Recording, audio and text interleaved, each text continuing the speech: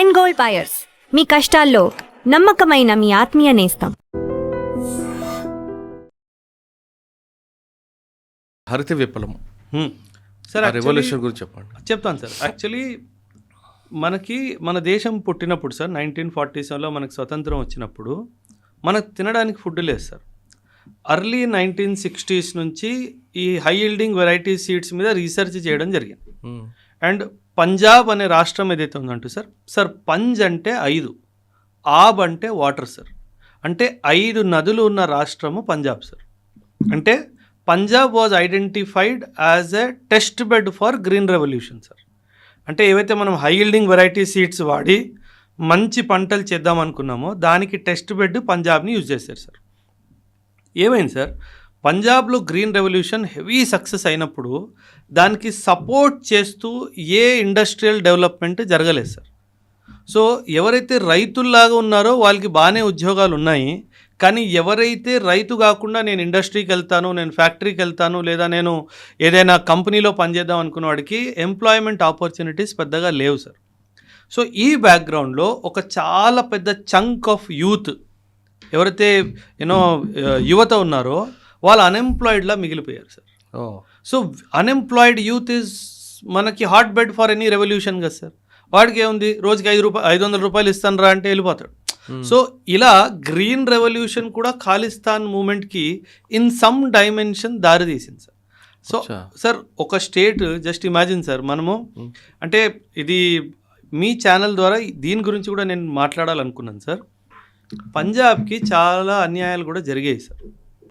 1966 Punjab reorganisation act pass చేసినప్పుడు అప్పట్లో Congress government కొన్ని ప్రామిసెస్ చేసింది సార్. ఏమని, చండీగఢ్ ఏదైతే యూనియన్ టెరిటరీ ఉందో ఇప్పటికి కూడాను అది మేము మీకు తిరిగి ఇస్తాము, అది మీకు తిరిగి దొరుకుతుంది, అదొక ప్రామిస్. దాని మీద జరగలేదు సార్, ఏమీ జరగలేదు. ఈ ఇండస్ వాటర్ ట్రీటీ పాకిస్తాన్కి మనం 80% ఆఫ్ వాటర్ ఇచ్చాం కదా సార్. ఆ 80% ఆఫ్ వాటర్ పాకిస్తాన్కి ఇవ్వడం వలన నష్టపోయిన రాష్ట్రం ఏదైతే ఉంది అంటే అది పంజాబ్ సార్. అంటే నీ దేశానికి, నీ రాష్ట్రానికి నష్టం చేస్తూ పాకిస్తాన్ వాడికి 80% ఆఫ్ వాటర్ మనం ఇచ్చాం సార్. ఓకే, సో అదొక ప్రాబ్లం. హర్యానాలో హిందీ స్పీకింగ్ పీపుల్ నుంచి బయటికి తీసి పంజాబ్ నుంచి హర్యానాని చేశారు sir, Hindi speaking population. And hilly రాష్ట్రాలని తీసి అక్కడ హిమాచల్ ప్రదేశ్ అనే స్టేట్ని మీరు నిర్వహించారు.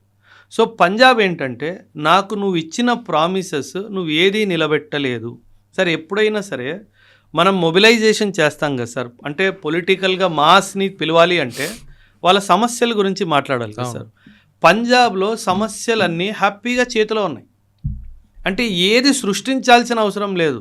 మనకి స్టేట్హుడ్లో మోర్ అటానమీ గురించి అప్పట్లో నెహ్రూ గారు ప్రామిస్ చేశారు, ఇందిరాగాంధీ చేశారు, ఇవ్వలేదు. రెండవది మనకి చండీగఢ్ తిరిగి ఇస్తా అన్నారు, ఇవ్వలేదు. మనకి నీళ్ళు ఎక్కువ ఇస్తా అన్నారు, ఇండస్ నది నీళ్ళు, అది మనకి ఎక్కువ ఇవ్వలేదు. సో ఇలా ప్రజల్లో ఏమంటారు, నిరుత్సాహం ఏదైతే ఉంటుందో అది చాలా ఎక్కువ ఉంది సార్. సో దాన్ని క్యాపిటలైజ్ చేయడం చాలా ఈజీ. ఆ జర్నైల్ సింగ్ బింద్రా వాళ్ళకి ఫాలోయింగ్ ఉంది, సమస్యలు ఉన్నాయి, ఇంకెంతసేపు సార్, చాలు మంట పెట్టడానికి ఎంతసేపు సార్. అక్కడ సమస్యలు ఉన్నాయి, ఇక్కడ ఫాలోయింగ్ ఉంది, ఇంకెంతసేపు. సో అదంతా ఒక హాట్ బెడ్ ఆఫ్ మిలిటెన్సీ అయిపోయింది. అండ్ దాంతోపాటు పాకిస్తాన్తో బౌండరీ ఉండడం వల్ల పాకిస్తాన్ వాడు కూడా నేను ఆయుధాలు ఇస్తా, నేను భూమి ఇస్తా, నేను డబ్బు ఇస్తా, ఇదంతా చేశాడు sir. Punjab is the biggest victim sir. ఈరోజు కూడా మీరు ఈ డ్రగ్ ప్రాబ్లం చూస్తే మన దేశంలో డ్రగ్ ప్రాబ్లం ఏ రాష్ట్రంలో అందరికంటే ఎక్కువ ఉందంటే మీరు ఆటోమేటిక్గా పంజాబ్ చెప్తారు. Punjab was chosen sir. Pakistan వాడిది ఒక పాలసీ ఉంది, బ్లీడింగ్ ఇండియా త్రూ 1000 కట్స్ అని చెప్పి. అంటే ఇండియా అనే ఒక జీవిలో 100 కట్స్ నేను వేస్తా, 100 వైపుల నుంచి నీ రక్తం కారాలి, అందులో ఒక బ్లడ్ పంజాబ్లో నేను డ్రగ్ మెనేజ్ తీసుకొస్తా.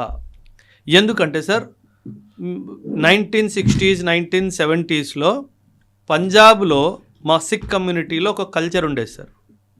ఇంట్లో పెద్ద కొడుకు దేశానికి సేవకి వెళ్తాడు, దట్ వాజ్ ది కల్చర్. పెద్ద కొడుకు దేశం కోసము, రెండో వాడు పుడితే ఇంటి కోసం. అంటే అలా కల్చర్ ఉన్న రాష్ట్రంలో వాడు సర్వీస్లోకి వెళ్ళొద్దు, మిలిటరీలో జాయిన్ అవ్వద్దు అంటే ఏంటి, వాడికి డ్రగ్స్ అలవాటు చేయాలి. ఎందుకంటే Punjabi people, Sikh people are the spine of the Indian army sir.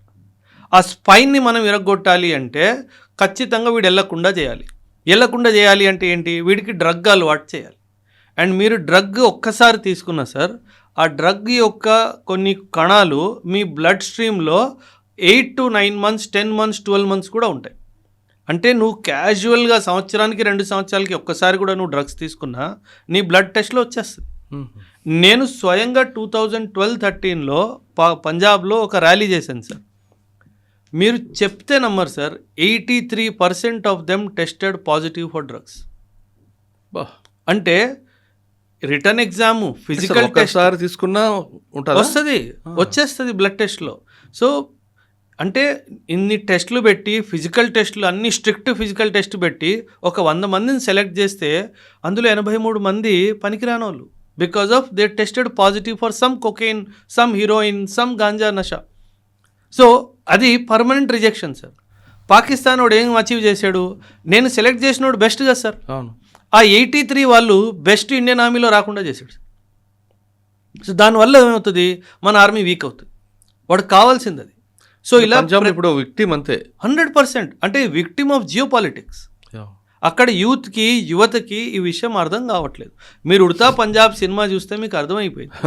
Udatha Punjab cinema చూస్తే అసలు మనకి ఎలాగైతే మేబీ ప్రతి లేన్లో కిరాణా కొట్టు ఉంటుందో, పంజాబ్లో ప్రతి లేన్లో డ్రగ్ రీహాబిలిటేషన్ సెంటర్ ఉంటుంది సార్.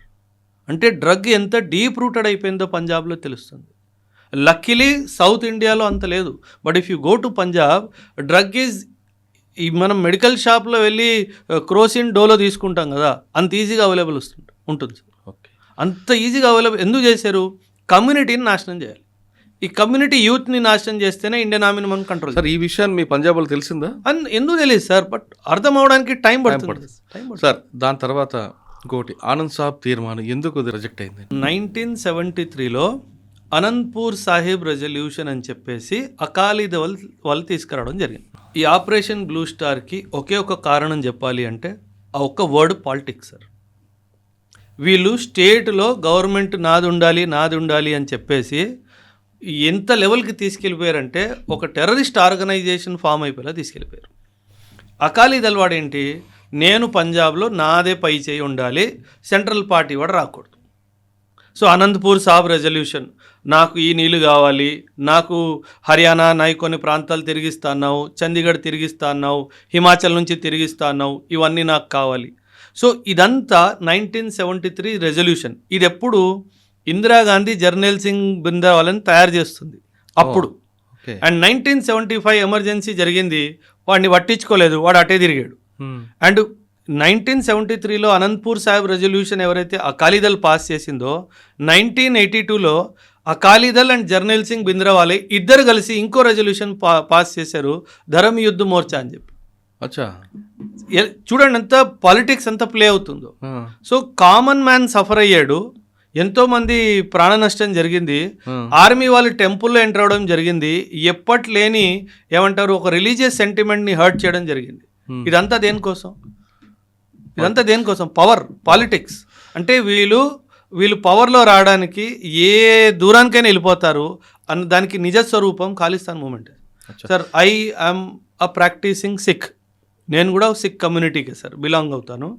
నాకు ఇప్పుడు 40 పైన నా వయసు. ఈ 40-45 సంవత్సరాల్లో నా కమ్యూనిటీలో వీళ్ళు ఖాళిస్తానీ సపోర్టర్స్ అని నేను ఎవరిని చూడలేదు సార్. అంటే ఖాళిస్తాన్ మాకు కావాలి అన్నది కూడాను ఒక చాలా చిన్న ఫ్రాగ్మెంట్ ఆఫ్ సిక్ కమ్యూనిటీలోనే ఆ డ్రీమ్ ఉంది తప్పితే ఇంకెవరికి ఆ డ్రీమ్ లేదు.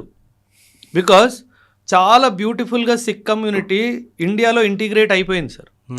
ఈ దేశం నాది అన్న ఫీలింగ్ మా కమ్యూనిటీలో చాలా బాగా వచ్చేసింది సార్.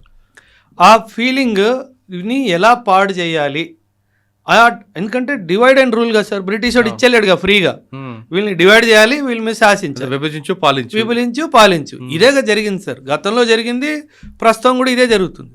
సో ఇలా ప్రాబ్లమ్స్ క్రియేట్ చేస్తే ఏదో విధంగా గొడవలు జరుగుతూ ఉంటాయి, అందరు కంట్రోల్లో ఉంటాయి. అసలు బృందన్ వాళ్ళు ఎవరండి? అంటే హీజ్ ఎ రిలీజియస్ టీచర్. అంటే తను ఏంటి, బ్యాక్గ్రౌండ్ ఏంటి? Religious teacher. అంతే, ఇంకేం లేదు. ఆయన చిన్నప్పటి నుంచి ఆయన ఒక టక్సాల్లో పుట్టి పెరిగి అంతా అక్కడే చేశాడు. ఆయన ఒక ప్రీచర్ అయ్యాడు, ఆయనకు అంత మంచి ఫాలోయింగ్ వచ్చింది సార్. సో భింద్రావాలే గారు ఏంటి అంటే he is one guy who has following sir. ఇప్పుడు మీరు ఇవి వినుంటారు సార్, అంటే బాబా రామ్ రహీం వినుంటారు. అంటే ఇవి డేరాలు నడుపుతారు కదా మనకి. ఇక్కడ లక్డికాపూర్లో కూడా ఒకటి ఉంది, సంత్ నిరంకారి సత్సంగ్ భవన్ అని చెప్పేసి. మీరు సండే రోజు వెళ్తే మీరు అక్కడ BMW, ఆడి కార్, పెద్ద పెద్ద డబ్బున్న వాళ్ళు అందరూ వస్తారు. అవును సార్, సిక్కిజంని కొంచెం మీరు అండర్స్టాండ్ చేసుకోవాలి సార్. సిక్కిజం ఐడల్ వర్షిప్లో బిలీవ్ చేయొచ్చు సార్. అండ్ సిక్కిజం మన 10 గురూస్ ఉన్నారు కదా సార్, ఈ 10 గురూస్ని గురూస్ అంటది, కానీ ఏ రోజు మేమే దేవుడు అని చెప్పి వాళ్ళు చెప్పలేదు సార్. ఎందుకంటే Sikhism believes in only one God sir. అందుకే మోనోథియిస్టిక్ బిలీఫ్ సిస్టమ్ అంటారు. సో దేవుడు ఒక్కడే, కానీ అండ్ మనిషి రూపంలో దేవుడు రాడు. అండ్ ఈ 10 gurus they are only gurus. అంటే మనకి ఎలా స్కూల్లో గురువు ఉంటాడో, కాలేజ్లో గురువు ఉంటాడో, అలా ధర్మానికి వీళ్ళు గురు.